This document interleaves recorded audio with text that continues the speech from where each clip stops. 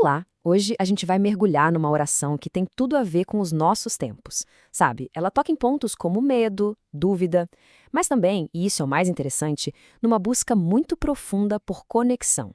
A ideia aqui é a gente desvendar essa jornada emocional que ela propõe, que vai do conflito até a esperança. E ela já começa com uma pancada, né? Algo que, poxa, todo mundo já sentiu: medo. Essa confissão de vulnerabilidade logo de cara é a porta de entrada para tudo.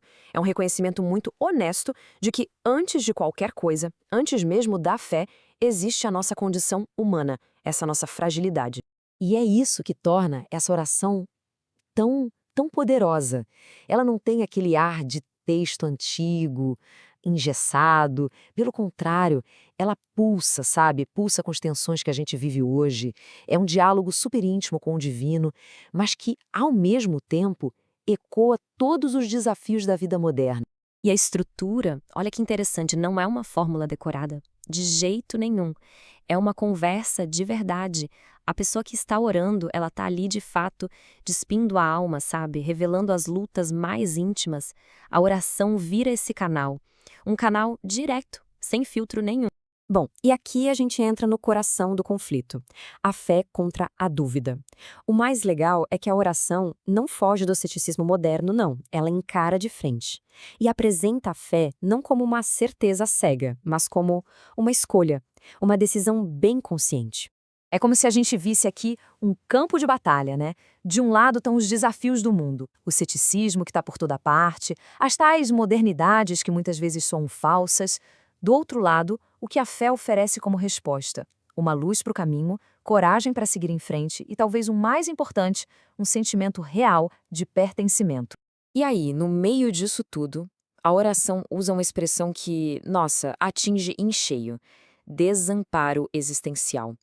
Isso é muito mais do que uma ansiedade comum, sabe? É aquela sensação de estar à deriva, completamente sem rumo, num mar de incertezas. É a grande crise de sentido da nossa época. Mas é exatamente nesse ponto, no ponto mais baixo, que a oração vira o jogo. A resposta para esse desamparo todo, ela não está no mundo lá fora. Está nessa afirmação de fé. É a escolha de uma âncora espiritual, entende? E aí a angústia começa a dar lugar para uma certeza. E com essa nova certeza, o tom da oração muda completamente. Aquela angústia, ela se dissolve e dá lugar a uma coisa muito poderosa: a gratidão. E é interessante ver como a gratidão se torna a chave para encontrar um novo propósito. E olha que interessante, a gratidão aqui não é só um sentimento, não mesmo. Ela é descrita como uma obrigação, quase uma responsabilidade. A ideia é que ser grato é uma forma ativa de dar testemunho do bem que existe na vida. É uma visão muito poderosa. Então, pelo que se agradece? A gente vê que não é por bens materiais. A gratidão é pelas experiências, pelo aprendizado, pelas amizades, pelos laços de coração. Fica muito claro que, para quem está orando, a verdadeira riqueza está no crescimento da alma e nas conexões que se criam. Essa parte aqui é simplesmente brilhante. O pedido por mais paciência e generosidade, ele não vem de uma busca egoísta para ser perfeito. Não, ele vem do medo de ser ingrato. Ou seja, a própria busca por ser uma pessoa melhor já é, em si, um ato de gratidão. Sensacional, né? E agora a oração vai ainda mais fundo. Depois de expressar a gratidão, a gente chega na parte dos pedidos. Aqueles pedidos mais íntimos, mais vulneráveis, os pedidos da alma. E esses pedidos se sustentam em 3 pilares centrais: proteção, esperança e perdão. Vamos dar uma olhada em cada um deles para entender o que eles revelam sobre as nossas necessidades mais profundas. Ok, o primeiro pedido é o mais básico ou mais primordial de todos: proteção. É o reconhecimento de que a jornada da vida muitas vezes é solitária e cheia de perigos que a gente nem enxerga. E tem um detalhe aqui que é muito legal. Não é só um pedido de ajuda para o futuro. É também um reconhecimento, uma gratidão pelos livramentos que já aconteceram, que permitiram chegar até aqui. Ou seja, a fé na proteção se baseia na experiência vivida. Vamos para o segundo pedido: esperança. E a oração aqui é muito específica, sabe? Não é um otimismo vago, superficial. É a esperança como combustível mesmo. Aquilo que mantém a gente em movimento. A ligação aqui é direta: Preto no branco. A esperança alimenta a coragem. Sem uma, a outra simplesmente morre. O pedido, então, é para que essa chama interna, essa força que nos impulsiona, nunca, nunca se apague.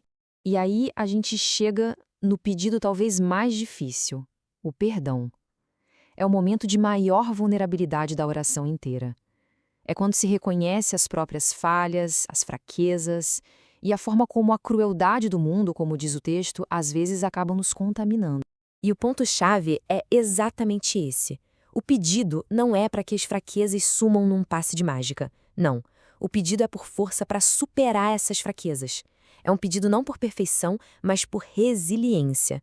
E isso faz toda a diferença. Então, no final das contas, qual é a grande mensagem? Essa oração nos leva por uma jornada completa. Ela começa lá no medo, na angústia, mas vai nos guiando, passo a passo, até um lugar de renovação, um novo senso de propósito e de esperança. E tudo se encerra com um amém, simples e poderoso. Mas não é só o fim da oração, sabe? É como um selo. É a confirmação de que depois de toda essa jornada de dúvida, de súplica, a confiança foi finalmente reafirmada. E tudo isso deixa a gente com uma pergunta, né? Essa oração encontrou sua âncora na fé, na gratidão, na esperança. E para nós, diante dos desafios do nosso tempo, o que é que nos sustenta quando o mundo parece incerto e a dúvida bate à porta? Fica aí a reflexão. Obrigado pela companhia.